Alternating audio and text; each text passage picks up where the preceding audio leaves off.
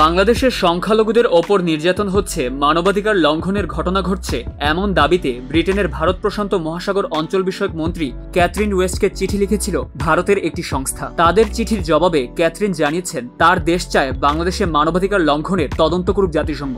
ভারতীয় সংবাদ মাধ্যম দ্য হিন্দুর খবরে বলা হয়েছে, ব্রিটিশ মন্ত্রী দিল্লি ভিত্তিক অধিকার সংগঠন রাইটস অ্যান্ড রিস্ক অ্যানালাইসিস গ্রুপকে আশ্বস্ত করেছেন যে বাংলাদেশে মানবাধিকার লঙ্ঘন নিয়ে জাতিসংঘের তদন্তে যুক্তরাজ্য সমর্থন দেবে।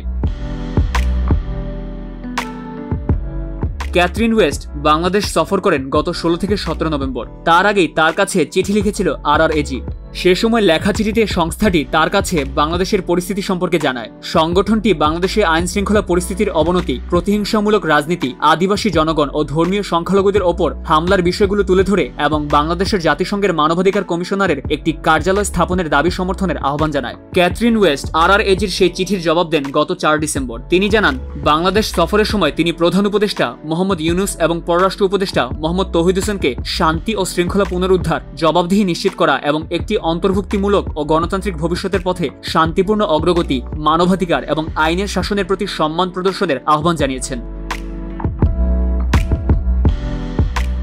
ব্রিটিশ এই মন্ত্রী আরও উল্লেখ করেন, যুক্তরাজ্য বাংলাদেশে জাতিসংঘের পক্ষ থেকে মানবাধিকার লঙ্ঘনের ঘটনা চিহ্নিত করতে একটি নিরপেক্ষ ও স্বাধীন তথ্য উদ্ধার মিশন পরিচালনার উদ্যোগকে সমর্থন করে। RRAG জানিয়েছে, চলতি বছর 5 আগস্ট ছাত্র জনতার আন্দোলনের মুখে শেখ হাসিনার পতনের পর থেকে 31 অক্টোবর পর্যন্ত 2,71,587 জনের বিরুদ্ধে, বিশেষ করে বিরোধী রাজনৈতিক নেতাকর্মীদের বিরুদ্ধে মামলা করা হয়েছে। এছাড়া 74 জন সাংবাদিকের ওপর হামলা হয়েছে।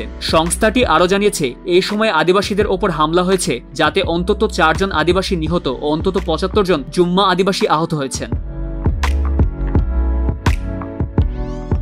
চট্টগ্রাম পার্বত্য অঞ্চলে 1 অক্টোবর থেকে 142টি বাড়ি, দোকান এবং বৌদ্ধ মন্দির ধ্বংস করা হয়েছে। হিন্দু সংখ্যালঘুদের ওপর 2000-এর বেশি সহিংসতার ঘটনা ঘটেছে এবং বিচার বিভাগের স্বাধীনতা নেই।